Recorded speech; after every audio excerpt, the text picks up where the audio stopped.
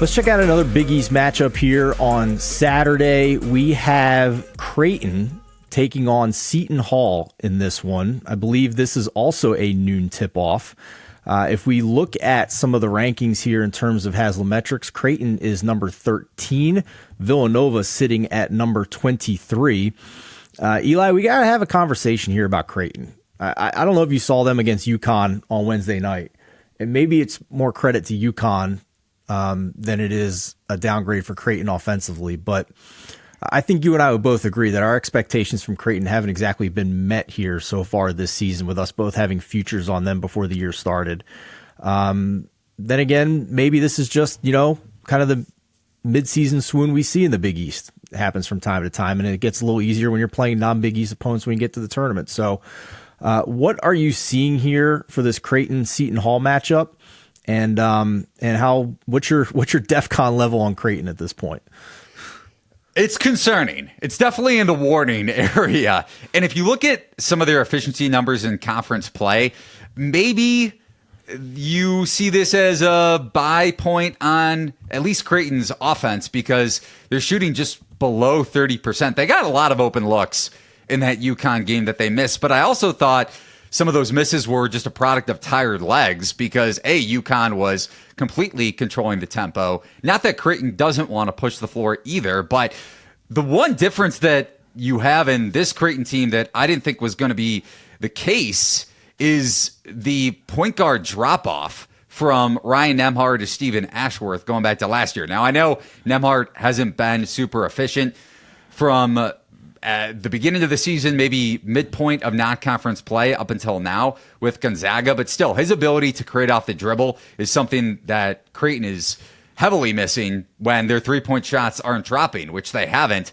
in conference play. And Arthur Kaluma, while he was a bit of a clumsy player when it came to his individual turnover rate, still really athletic, and in a similar sense to what Omax Prosper brought to Marquette last year, a bit of a Swiss Army knife in a sense for Creighton defensively and his ability to switch. And we're seeing that a bit with Kansas State. I don't know how Kansas State is 10-0 in overtime games under Jerome Tang, but somehow they are. And Kaluma is a part of that success this season, but definitely hindering Creighton's ability to showcase any athleticism, because you're not generating second chance shots, to the point that I brought up with Marquette too. Creighton 8th in offensive rebounding percentage in Big East play. Turnovers are also an issue, which I didn't expect to be the case.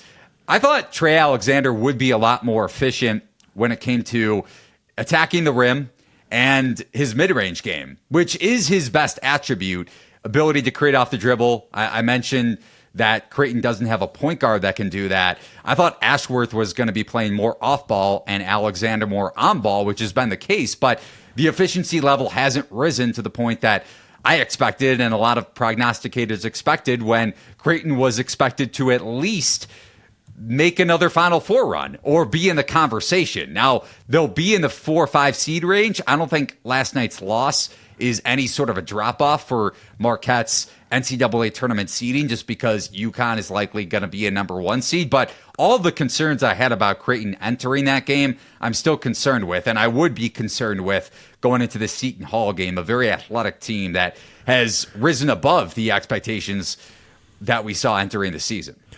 I want to ask you, though, about the way Seton Hall is racking up these wins, though. Currently 56 in the country in terms of luck, if you look at KenPom. They're 4 of their last 5 wins by 4, 3, 4, and 6 points. When Seton Hall beat UConn, UConn shot only 4 of 21 from 3 in that game against Seton Hall. This is still a team, if you look at adjusted defensive efficiency, is only 77th. So all that to me makes me wonder if this is a buy low spot for Creighton, with how frustrated we've been with them. And just how much Seton Hall seems to be outperforming expectations. It makes me wonder if we're going to get a cheap price here on Creighton. Haslametrics has this as about Creighton -2 if he was making the line, and I'm not sure that's the line we're going to see in this one after what we just saw from Creighton and how good Seton Hall has looked. Right. Seton Hall, to your point, 35th, allowing the 35th highest three-point scoring rate in college basketball. So they do give up a lot of threes, or at least a large chunk of points to the opponent from behind the arc. Now, I still think athleticism could be an issue for Creighton in this game, where if Seton Hall is maybe slowing down the tempo a bit, if you look at average possession length in Big East play, Seton Hall ranks bottom 2 in the conference. So Kadari Richmond also has taken a major step for Seton Hall when it comes to his individual efficiency. But this spot kind of reminds me of Marquette last season outperforming expectations in Big East play. And like you said, luck has been on Seton Hall's side when it comes to average margin of victory. Some coin flip wins for sure during their 5-game stretch after losing by double digits, 20 points at Xavier. But I don't know if this is necessarily the spot to back Creighton, just because I still think Creighton may be a tad overvalued.